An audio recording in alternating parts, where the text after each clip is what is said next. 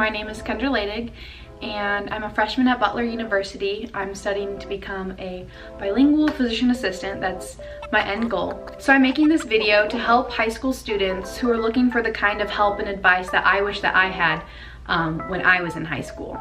So first I'll talk a little bit about the scholarship that I received to be able to study here. It was called the Lilly Endowment Scholarship. Basically, the Lilly Foundation awards about 3 to 4 students in every county in Indiana a full tuition scholarship to any private or public university in Indiana only.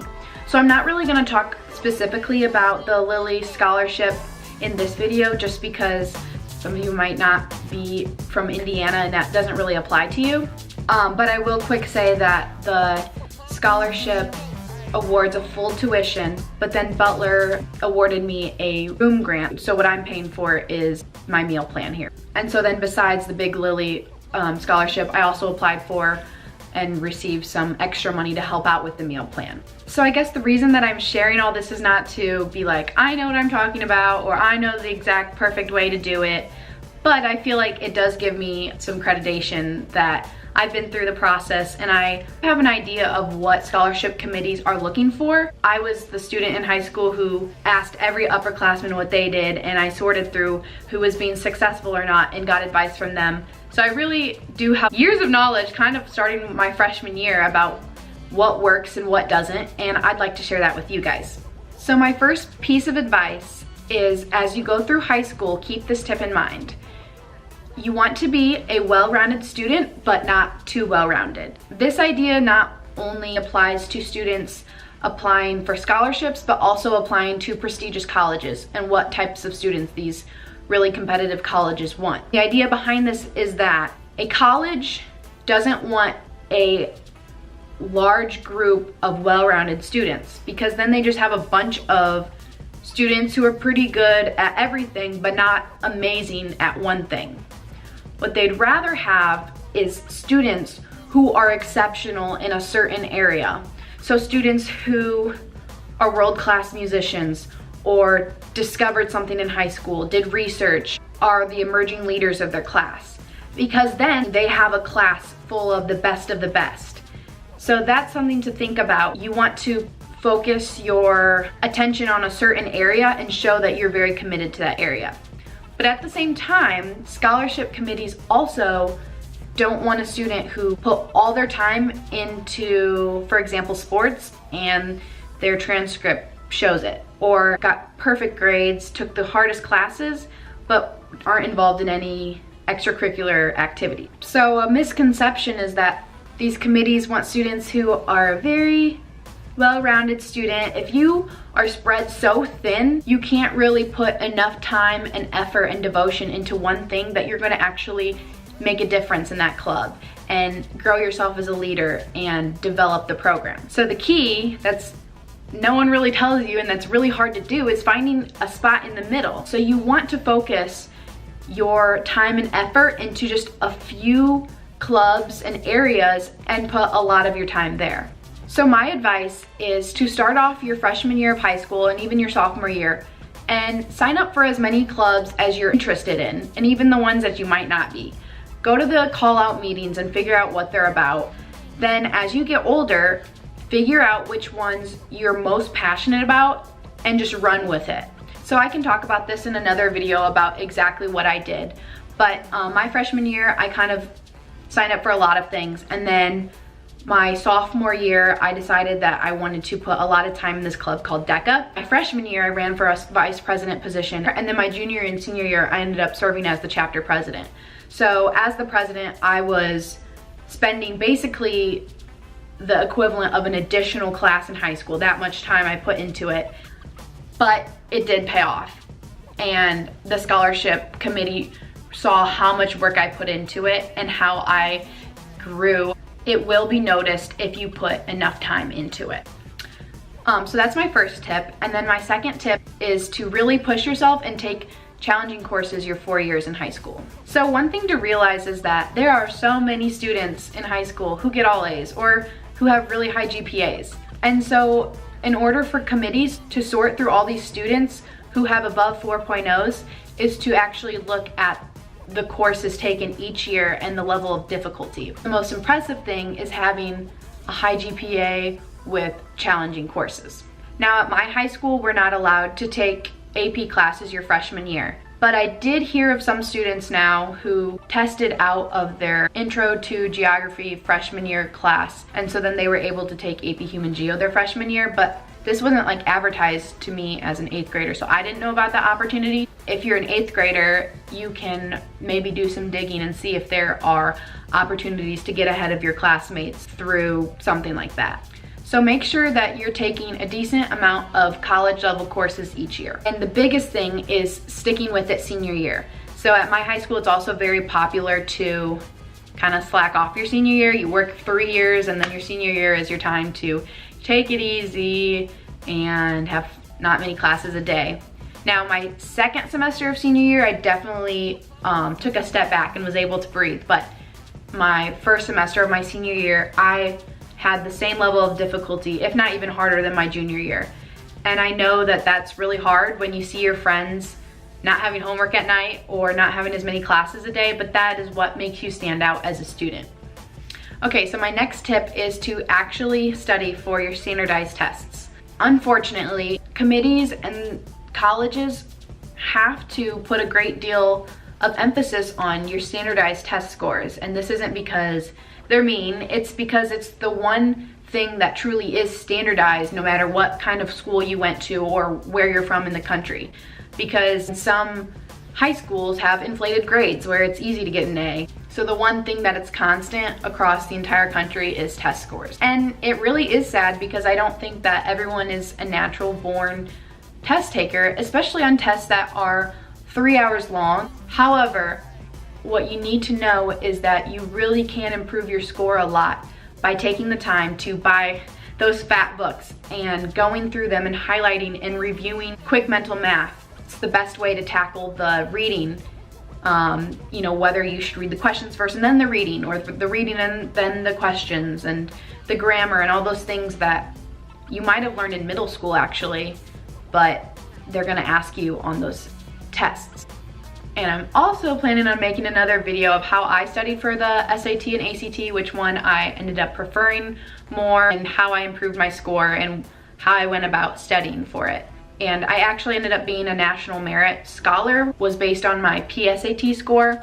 So I'm definitely willing to share with you guys how I went about taking the test, because there was like a few tips that someone gave me one time that really improved my score, not because I became smarter suddenly, but because I had suddenly more time because I was more efficient with how I took the test. My next tip is to really get involved in your community.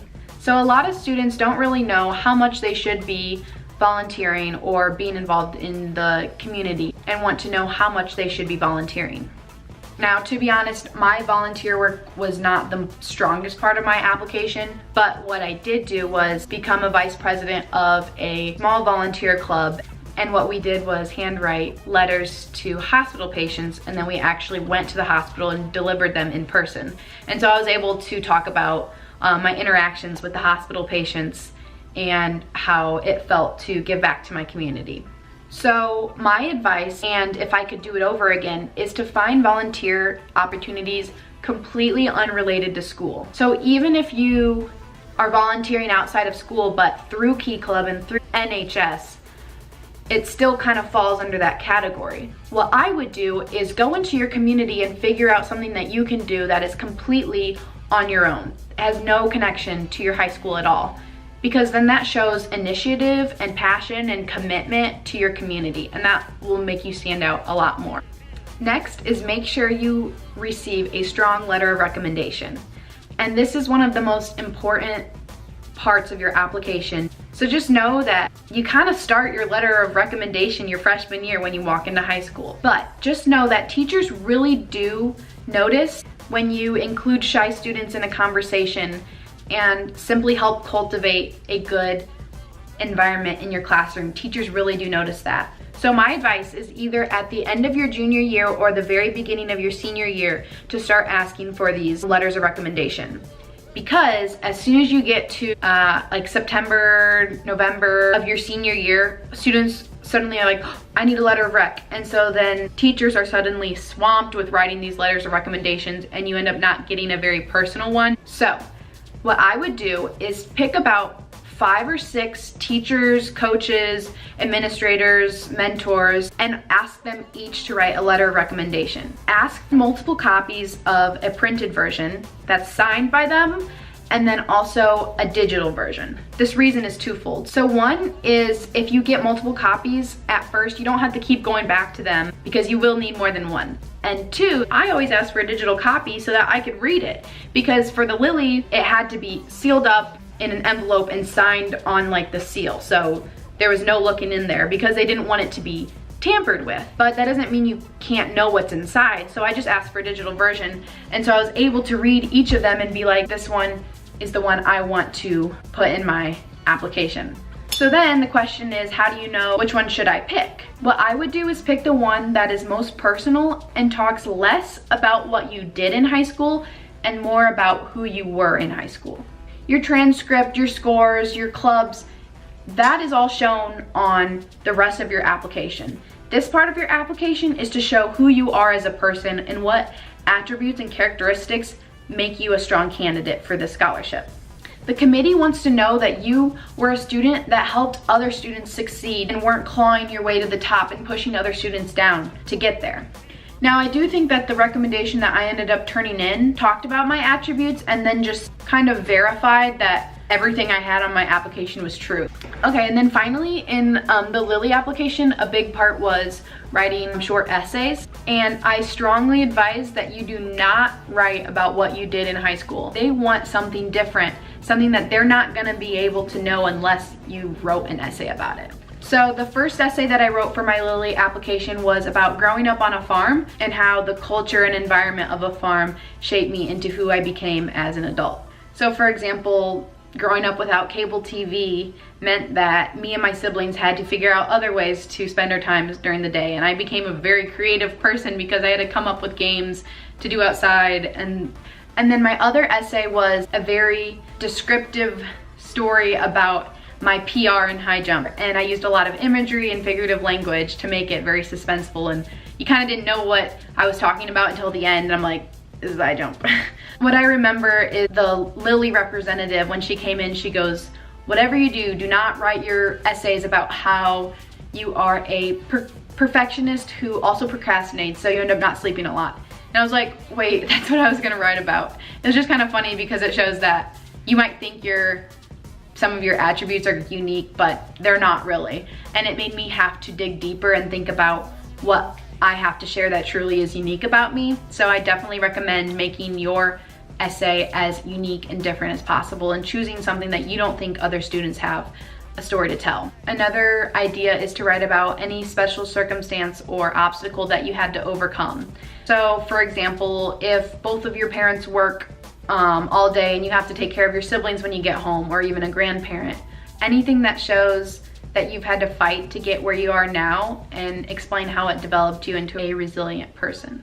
But you can also consider making your essay a rap or a poem, or writing in the second person, or writing a letter to your future self. Anything that's gonna make your essay stand out gives you a better chance of getting the scholarship or the acceptance into the college. So in my next video, I'm gonna show you guys how to physically go about the process of applying for scholarships, and then how to find scholarships themselves, what websites to go to, and what kinds of scholarships are going to be more worth your time. Thanks so much for watching this video. I know that had a lot of information in it, but I hope that it was really useful, practical information that you can actually take with you. So these are the kind of videos that I want to keep posting in the future. Let me know if there's anything specific you'd like me to talk about, because I only want to make videos like this if I know there's people out there that care about it. Bye guys.